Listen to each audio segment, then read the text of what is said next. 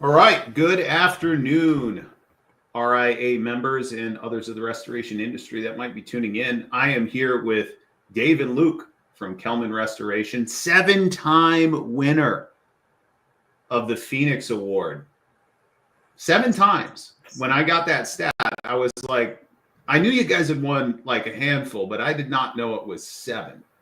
So yeah, I don't think anybody's ever won more, Anthony. And I think it shows that we write really, really, really good applications. One may regard you as the I'm not brushed up on my football lingo for 2025, but the Patriots of the restoration industry. You're good at bringing home trophies, right? I go with the Packers. Yeah, well, but sure. Title town. Thank you, Luke. Very good. So 7 times since 1997. Tell me what, either one of you guys, what does this mean to your company? Luke, you run with this one. I mean, it means a lot that we, being locally owned in a regional company, it means a lot to be able to say that we're nationally recognized. It gives validation to us and our employees that we are unique and doing the right thing. We take it very seriously and are very proud that we can compete with kind of the big boys in the industry.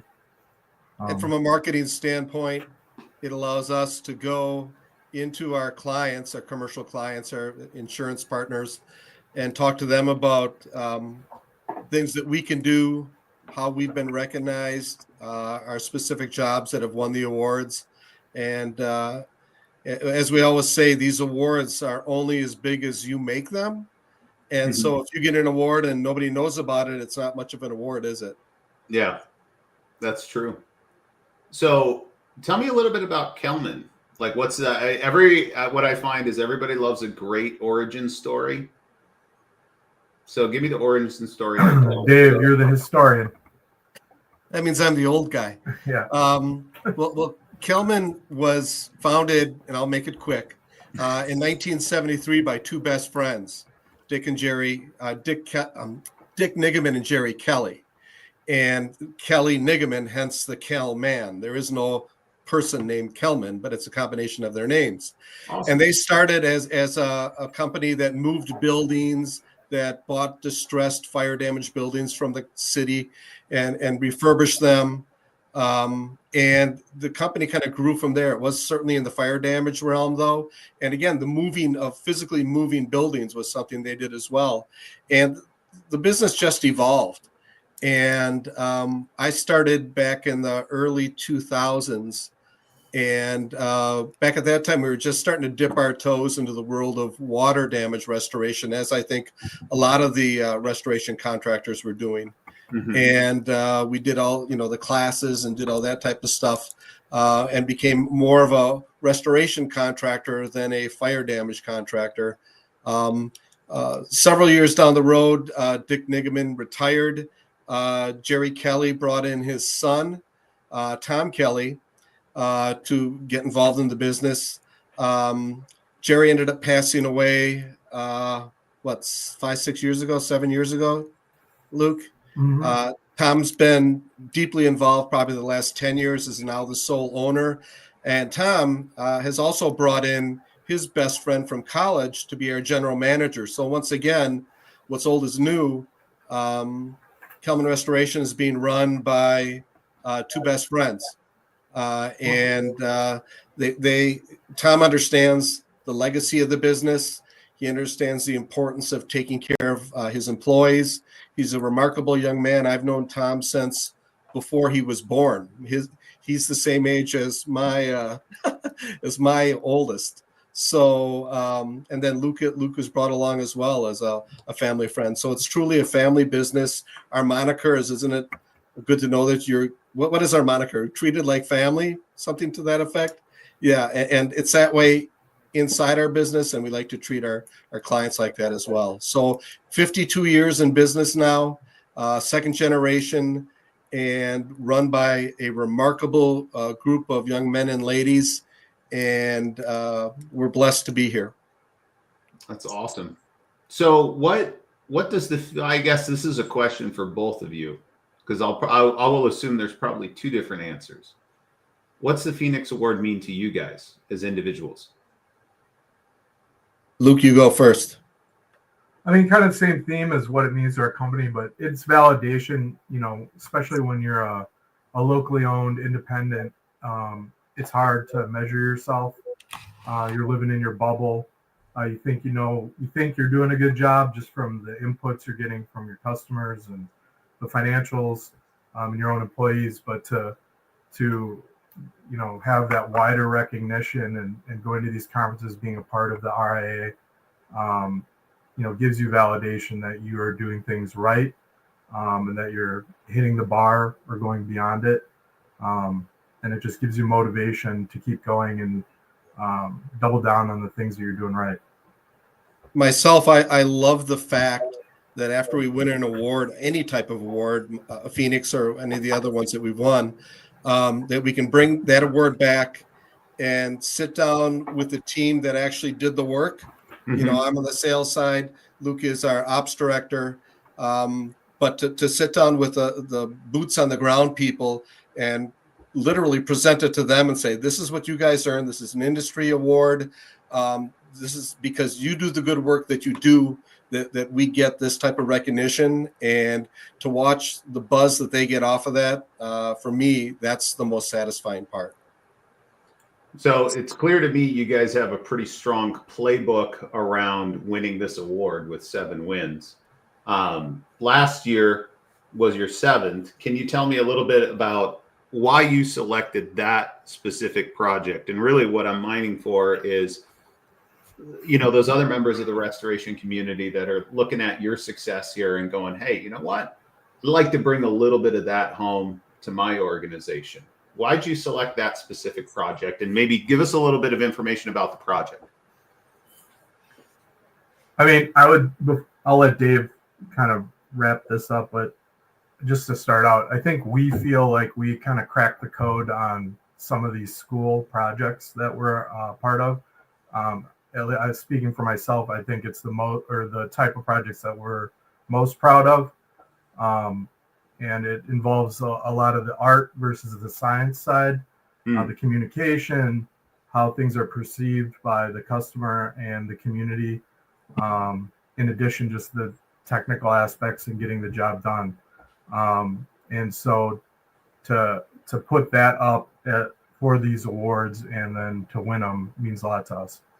A lot of the clients that I work with specifically are in the world of education, the world of healthcare. Mm-hmm. Luke was talking about art and science. Those are very, very arty type of clients that we deal with. And we've been dealing with them for so long and have such a big a large number of those customers. We've done this for so long. We understand their world. We understand their pains. We understand all the stakeholders involved in all of their pains. And if we can get a large project like we had, it doesn't always have to be large. In this case, the 7th Phoenix was a large project. It was a fire in the largest elementary school in the state. Oh, wow. On a Sunday morning, right around Easter break. And because it was so vast, again, this is Wisconsin. It's not California, not Texas, not New York. The school houses 1,000 people, 1,000 students. So it's not enormous, but in the state of Wisconsin, it's pretty big. Yeah. Because it was that large, because of the time frame involved, because it was a school, and there's, again, so many stakeholders involved, and everything came together so well. The collaboration we had between ourselves, the school itself, the facilities people, the district, the school board, the fire department, the insurance carrier, the environmental consultants. Those are all stakeholders that are involved in our projects, and we've worked with them all before. And specifically, the insurance company and the environmental consultants on these projects, we work with, almost every day of the week. We're working with them in some way, shape, or form. So because we had the team together, because of the collaboration that was involved, And we did it in such a manner to have it done quickly. We did some things with the school to allow them to do to keep school running without going remotely, because they hate it. They hate remote learning. It doesn't work. It's terrible. It's a bad idea. And if they can avoid it, they will. So we worked with them on that. And we just thought after the project was done in such a quick manner, and everybody was so pleased, including insurance of all people, were pleased with how it was done. We thought this was a no-brainer for a Phoenix Award for last year. I'll just add one more thing. 1,000 students, you think about that, just the second and third effects of the parents having to stay home, and then the businesses and the places that they work, how that impacts, that really affects that community a great deal. And so there's just a lot more a sense of accomplishment from being able to wrap it up quickly and get the community back on track. So, it was meaningful for that reason as well. I remember we had it was one of the portables adjacent to one of our elementary schools, and a lot of our workforce, their children attended this elementary school. And so we were chasing the project, trying to secure the work.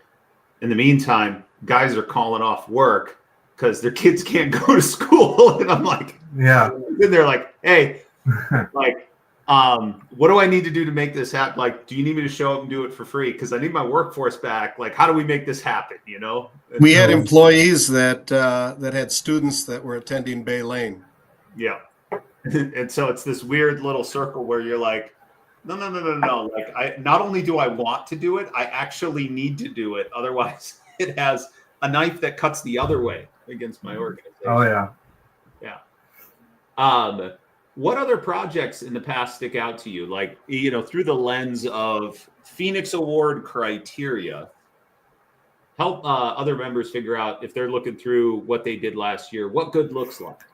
Well, I think Dave and I were talking a little bit about this, but, at least from our viewpoint, something that has a good narrative, that tells a story, especially when it, the customer and the community, how it impacts it. I talked about like how that school impacted that whole community, but something that has a really good narrative.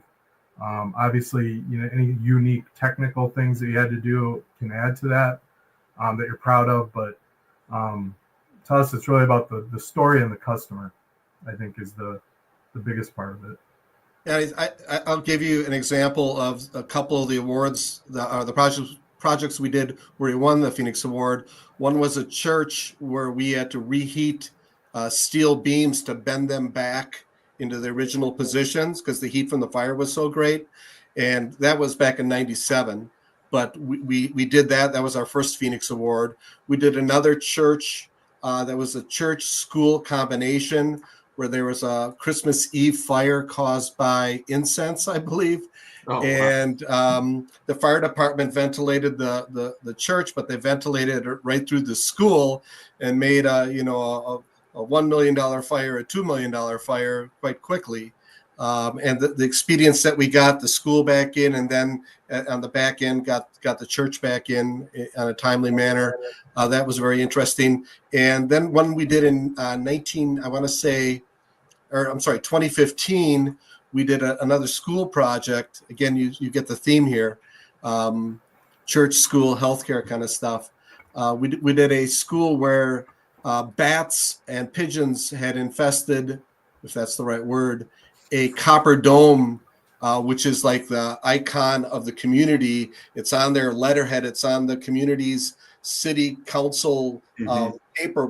That's what they're known for. That they show that copper dome on top of the high school. So it was like tens of thousands of pounds of guano and dead birds and petrified eggs that we had to extricate and then dry ice blast the whole inside of this. And it was a dome underneath that, and just all the plaster and all the things that we had to address on that one. Again, it's sensitive areas, schools. Another project we're considering doing is we had a very, very large flood in a neonatal intensive care unit where they had over 30 incubators that they had to push out while it was raining inside the building. So projects like that you did it there, Anthony. You shook your head and you go, holy cow. So you're not going to win a Phoenix Award, I don't think, by putting an application together for somebody's wet basement. So a unique circumstance, community orientated, where the customer and all the stakeholders are real important players. Those are the ones that we see as the ones that we like to talk about the most. Yeah, I was listening to something the other day, and they were talking about how, like across the landscape of mammals, humans are the only ones that like exist in a land of story.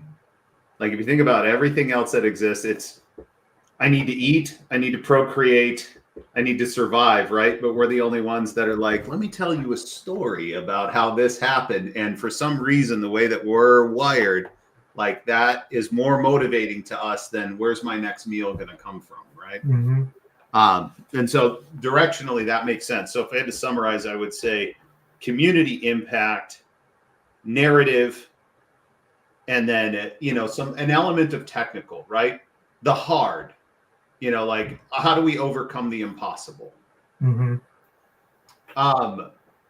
What other advice might you have for others who may want to apply?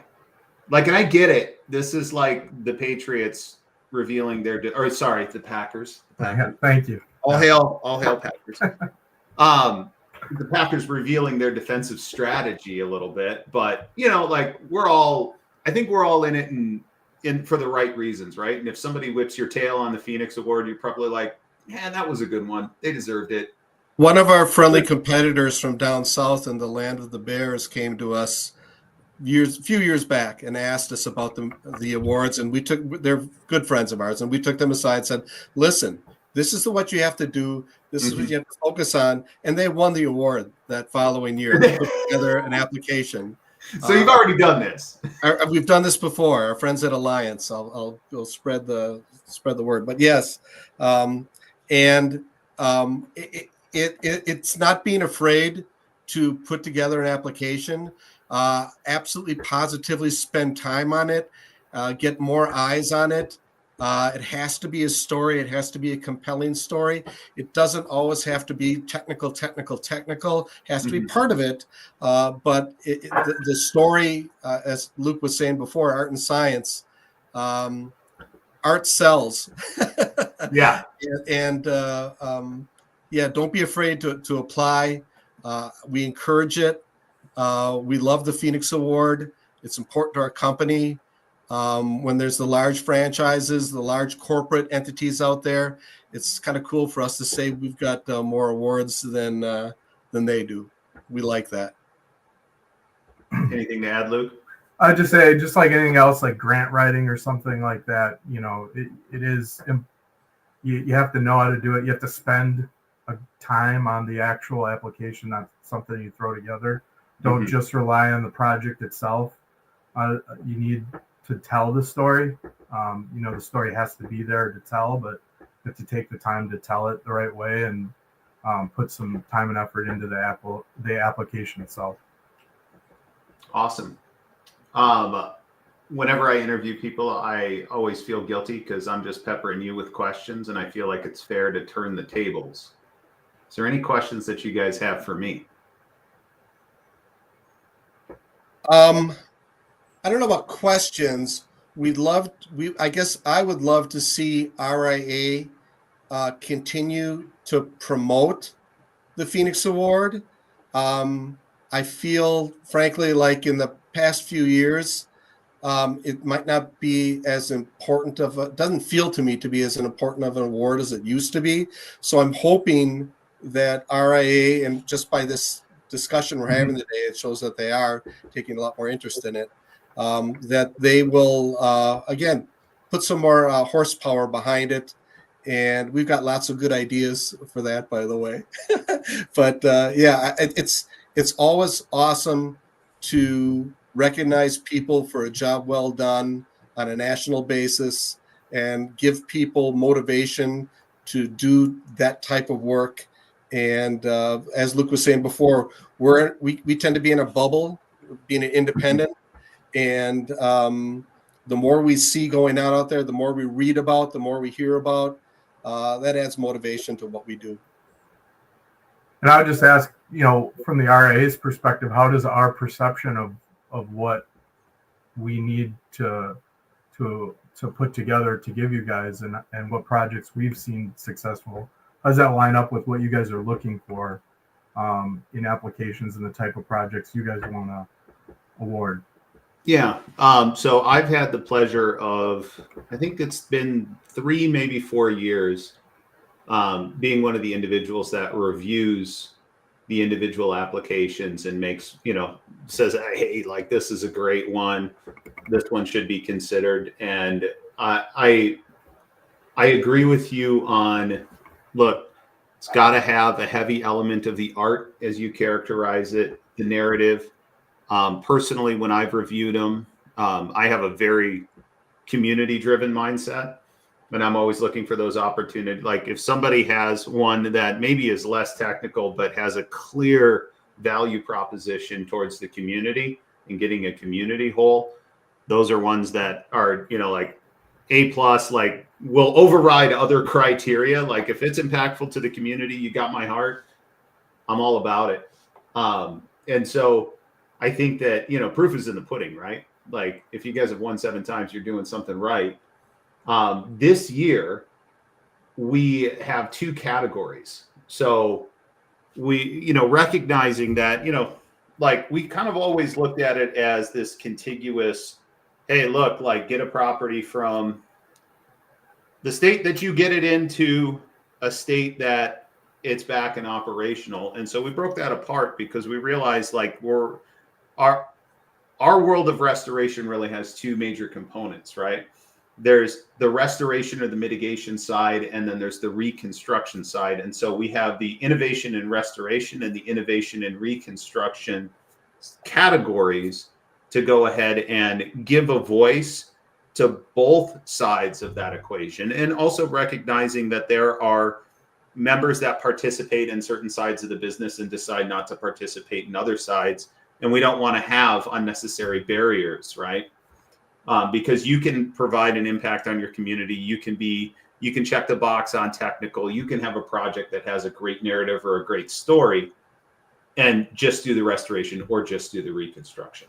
So, and then you may have a project that qualifies for both. And in that case, we would encourage you to submit applications for both.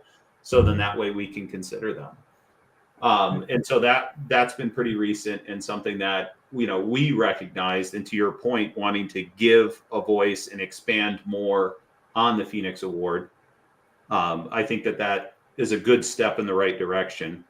For me personally, one of the things that has a high resonance, as we were talking offline, I started as a technician in the industry. And even when I was running Premier, it was 3 days a quarter. I would go work and produce product in the field with our teams just because A, I loved it. I missed it. B, I wanted to know what was real and what was true. And there's no clearer way to gain that than going and working with the team. And then I hold this fundamental belief that we are nothing without our technicians. And I'm not trying to say that to shortchange anybody that's on the white collar side of our business, but hard truths being what they are, you want to look at the individuals who take the emotional brunt of what this industry is on their shoulders and really carry the load. It is the people in the field producing the work and managing the projects. And for that reason, this award has goes straight to my heart and soul because it shines a spotlight on what I feel truly matters. Agreed. Just to recap about the Phoenix Award, projects should have been completed between January and December of 2024. There's no minimum project size, though. Application deadline is the end of the month on the 31st. For those winners, they're recognized in trade and mainstream media, featured in CNR magazine. And, like you guys have said, you have this unique opportunity to take that award, present it internally, recognize those members of your teams, and then also take it into your marketplace. And I call it the flex, right? Hey, check out how awesome we are. And then you will also receive, this is brand new this year, 1 complimentary registration at convention. So we're going to comp one registration for you. So there's a little more consideration, putting a little more meat on that bone for you. Some criteria that we look at: innovation. The project must demonstrate creative solutions to challenge; value, demonstrate value through conspicuous reduction in the amount of loss to the insurance carrier and the property owner and all the other stakeholders; technical excellence; and then efficient problem solving. So those are the 4 criteria by which we evaluate Phoenix applications. So if you're considering applying, please get your application in. Please get it in by the 31st. And if you're a restorer who's out there and you're sitting there and you're struggling and you're trying to figure out how to pull it together, I'd encourage you to reach out to myself or anybody else that's a board member of the RIA that you know. And we're happy to sit down and advise and consult and help you pull it together.